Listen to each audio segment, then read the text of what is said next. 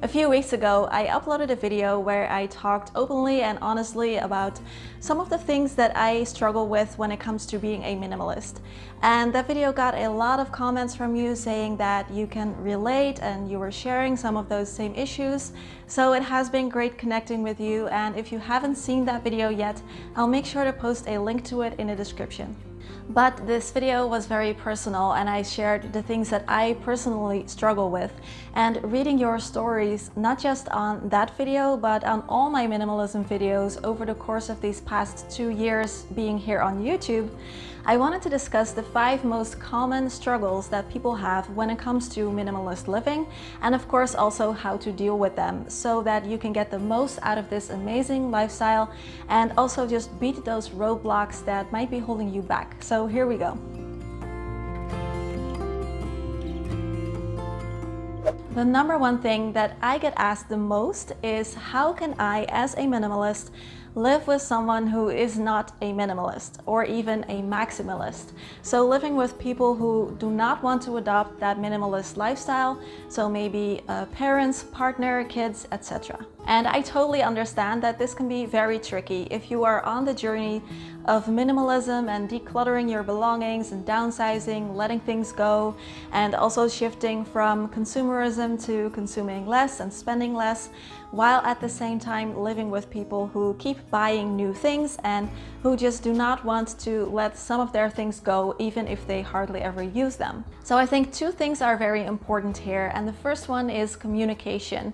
And I know that may sound a little stuffy, but it's very important, because if you talk to someone about minimalism and it always turns into a very unpleasant conversation or a discussion or even a fight, that can never lead to anything positive.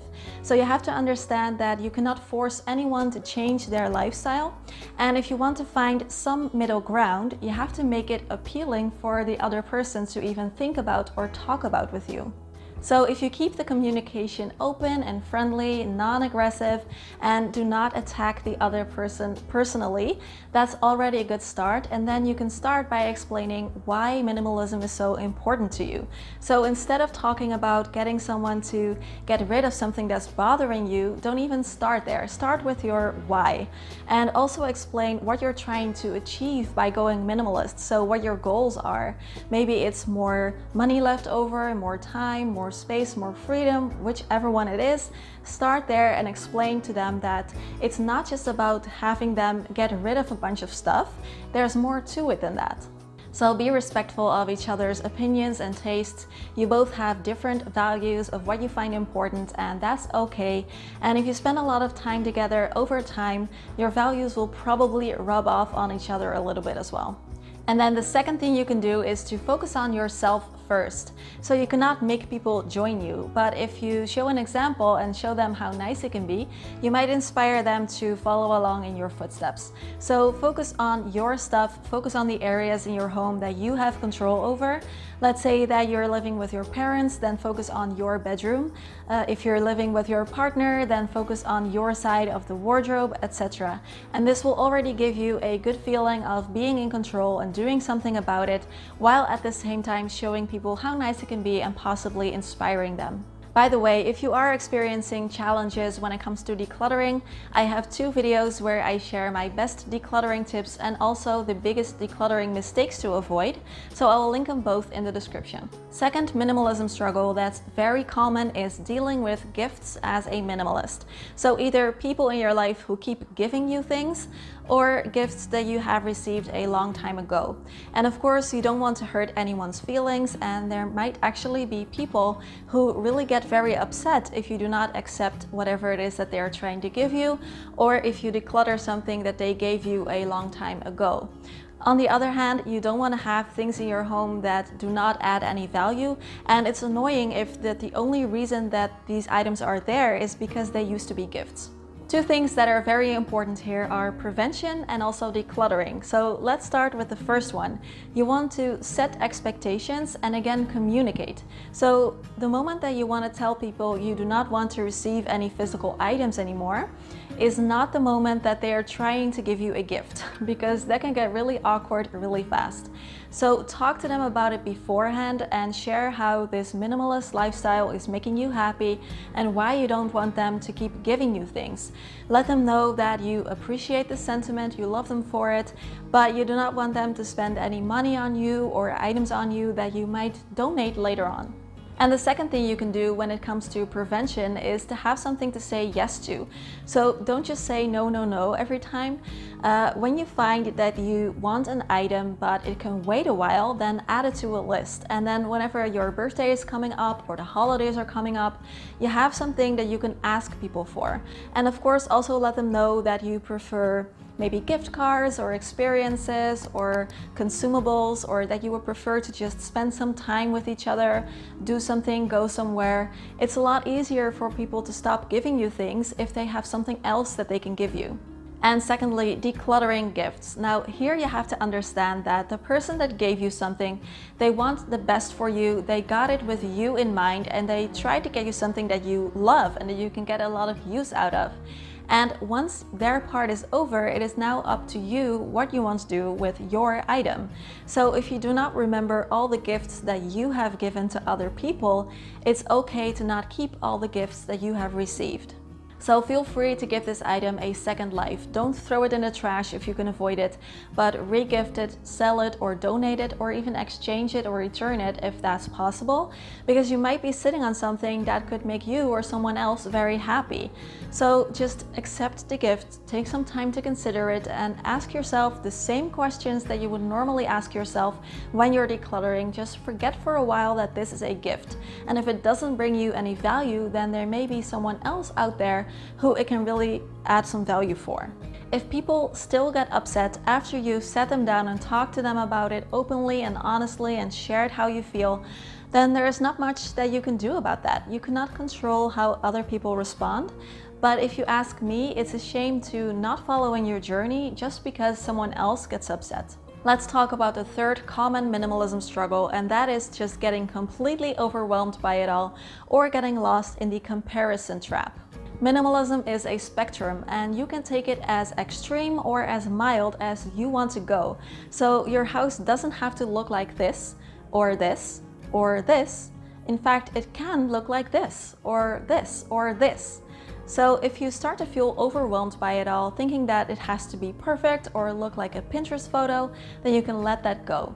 I am not the type of person who can live furniture free or live from a backpack and travel the world, and that's okay. So I have probably less items than the average person, but there are definitely minimalists out there who are on a whole different level than I am, and I'm totally fine with that. If you feel totally overwhelmed by it all because there is still so much that you want to declutter and you don't know where to begin or where to continue on your journey, that's totally understandable, but luckily also fixable.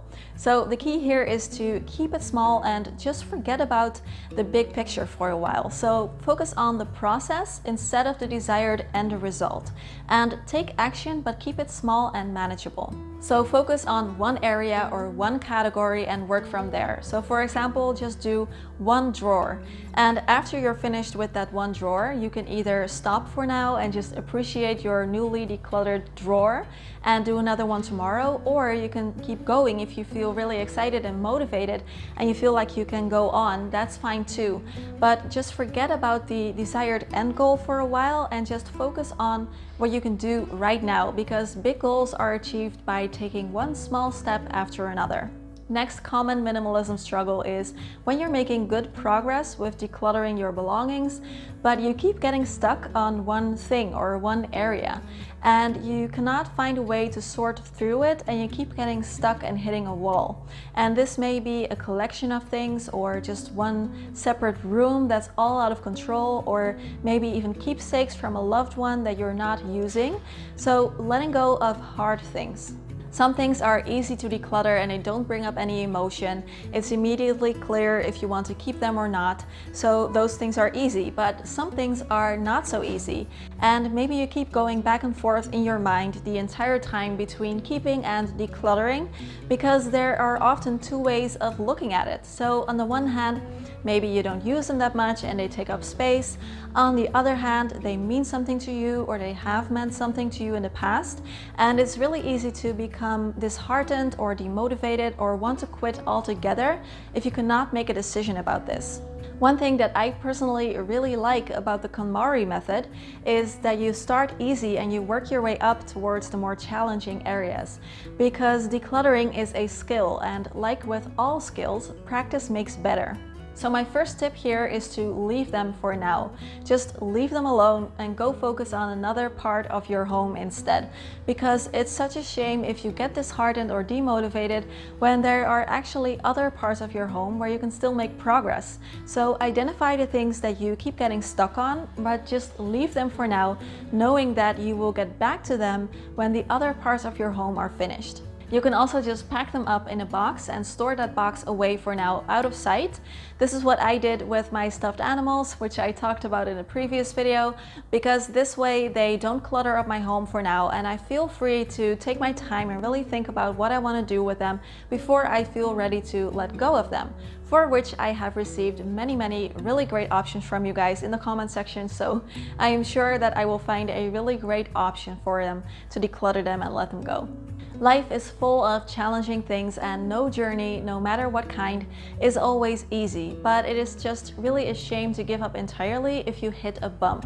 So just acknowledge the bump and deal with it later, maybe even give yourself a deadline so that you know that you will deal with it later, and go focus on another area of your home where you can still make progress. Last common struggle with minimalism that people might find difficult is dealing with other people who don't understand and managing the opinions of others, feeling like you're the weird one for making these choices, or dealing with people making you feel like you're the weird one. With minimalism, you are choosing to live intentionally. So instead of focusing on accumulating more stuff, which is what most people do, you focus on downsizing and minimizing. And instead of consuming, you choose to consume less and spend less. So by doing this, you're not doing what society says is normal. In fact, you're doing the opposite. And whenever you do things that are a bit different, there's going to be people who don't understand. So you're making some conscious personal choices about how you want to live your life and how you want your future to be. And there's always going to be people who have opinions about that and who are possibly not that accepting. But you have to understand that it is your life. And I know that this is sometimes easier said than done, especially if people are very vocal and if they are very close to you, but that is what it comes down to. Something that I like to think about sometimes is identity, and how by making certain choices that are a bit different, other people might feel threatened in their identity. And it's kind of weird, but that's what happens. Because if they see someone making totally different choices than they are, it questions what they're doing, and it questions their identity and what they think is right. And most people will be able to deal with that and just think, okay, this person is doing things differently. I'm fine with that. It's not for me, but I accept them for doing whatever feels right for them. Some people, however, find that very difficult and they're not able to do that, and they perceive it as kind of a threat to themselves, their person, their identity. And that is when they will start giving you their opinions or even criticize you for the choices that you are making. And for me, knowing that it's coming from that place, it helps me to not get too hung up on it and just let people think whatever they want to think and do my own thing. I have compassion for them, I know where it's coming from, and I just choose not to let it affect me or my choices. So what it comes down to is you do you, and no one can do you as well as you. So just try to let it slide, do your own thing, and not worry about it too much, knowing where it's coming from. I have everything you need to know about becoming a minimalist right here, and right here is a minimalist wardrobe declutter. As always, questions, comments, conversations down below. I wish you all a very lovely weekend, and I will see you next week. Bye bye!